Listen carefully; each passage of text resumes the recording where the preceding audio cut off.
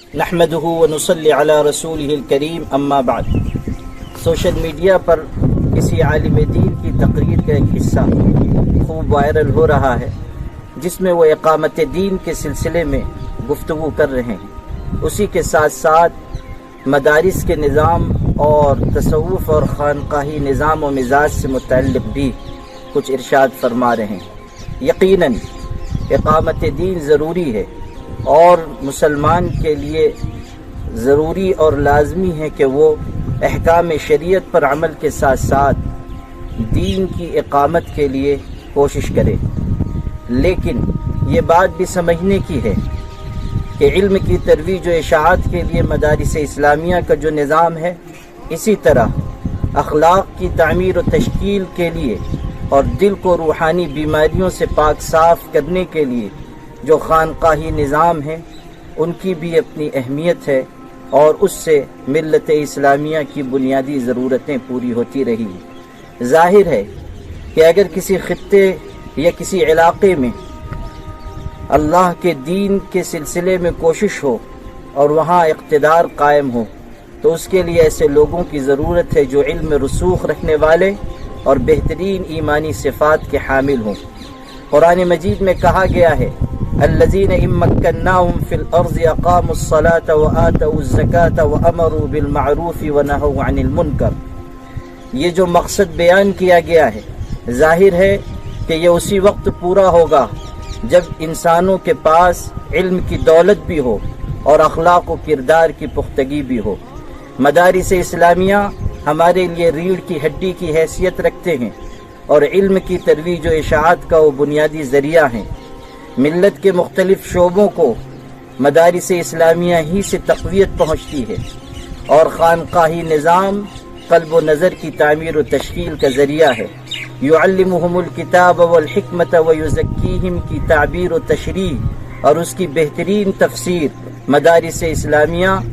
اور صحیح مستند خانقاہی نظام کی شکل میں دنیا کے انسانوں کی نگاہوں کے سامنے ہے۔ یہ کہنا کہ مدارس کے لوگ یا خانقاہ سے تعلق رکھنے والے لوگ چند رسم و رواج اور روایات تک محدود ہو کر رہ گئے ہیں، کسی بھی طرح صحیح نہیں ہے۔ یہ ہو سکتا ہے کہ مدارس سے تعلق رکھنے والے کچھ لوگ یا خانقاہ سے تعلق رکھنے والا کوئی طبقہ انحراف کا یا دین کے سلسلے میں محدود سوچ کا حامل ہو، لیکن یہ حقیقت بھی سمجھنے کی ہے اور ماضی اور حال کی کے احوال اور تاریخ کے آئینے میں اس کو دیکھنے کی ضرورت ہے کہ جب کبھی ملت اسلامیہ پر حالات آئے ہیں، مدارس اسلامیہ کی صفوں سے اٹھنے والے لوگوں نے ہی اس کا مقابلہ کیا ہے۔ جتنی بڑی انقلابی تحریکات عالم اسلام کے مختلف خطوں میں جاری ہوئی ہیں، ان میں سے بیشتر ایسی تھی کہ جس کو خانقاہ کے درویشوں نے اپنے ہاتھوں میں لیا اور آگے بڑھایا اور چلایا۔ علامہ اقبال کا یہ شعر بھی انہوں نے استدلال کے طور پر پڑھا ہے، مست رکھو انہیں ذکر و فکر صبحگاہی میں، مست رکھو انہیں ذکر و فکر صبحگاہی میں، پختہ تر کر دو ان کو مزاج خانقاہی میں۔ علامہ اقبال نے تصوف کے آغوش میں پرورش پائی ہے اور ان کے والد خود قادری سلسلے کے شیخ تھے اور انہوں نے اذکار و اشغال کے ذریعے اپنے بیٹے کے دل کو بھی مجلہ اور مصفہ کیا۔ نہ صرف یہ کہ وہ قادری سلسلے میں بیعت تھے، بلکہ ان کو اجازت و خلافت حاصل تھی۔ علامہ اقبال کے ہاں جو سوز و گداز ہے، وہ یہ بتانے کے لیے بہت کافی ہے کہ تصوف سے ان کا کیسا قوی اور صحیح رابطہ تھا۔ اصل میں علامہ اقبال نے جو تصوف پر تنقید کی ہے، اس کی نوعیت تردید کی نہیں بلکہ محبوبانہ تنبیہ کی ہے۔ ان کے کلام میں جا بجا تصوف کے سلسلے میں ایسے افکار ملتے ہیں جس سے ان کا نقطہ نظر کھل کر سامنے آتا ہے۔ یہی اقبال جنہوں نے یہ کہا، مست رکھو انہیں ذکر و فکر صبحگاہی میں، پختہ تر کر دو ان کو مزاج خانقاہی میں، انہوں نے ہی یہ شعر بھی کہا ہے، خیرت کے پاس خبر کے سوا کچھ بھی نہیں، تیرا علاج نظر کے سوا کچھ بھی نہیں۔ حضرت مجدد الفسانی کے مزار پر حاضری کے وقت جو پرکیف نظم انہوں نے لکھی، وہ بھی ان کے تصوف سے رابطے اور تعلق کے غماز ہے، جس میں وہ کہتے ہیں وہ ہند میں سرمائے ملت کا نگہبان، اللہ نے بر وقت کیا جس کو خبردار، گردن نہ جھکی جس کی جہانگیر کے آگے، جس کے نفس گرم سے ہے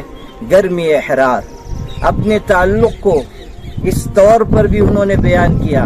کہاں سے تو نے اقبال سیکھی ہے یہ درویشی، کہ چرچا بادشاہوں میں ہے تیری بے نیازی کا۔ علامہ اقبال کے اشعار کو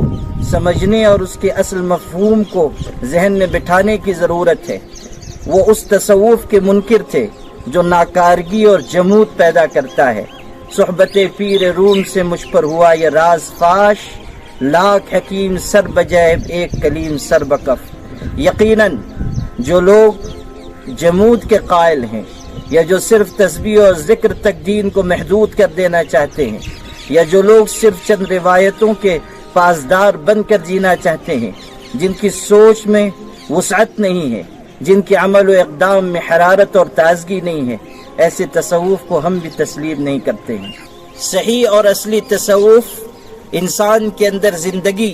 حرارت، شجاعت اور بہادری اور حالات سے پنجہ آزمائی کا ہنر پیدا کرتا ہے۔ تاریخ بتاتی ہے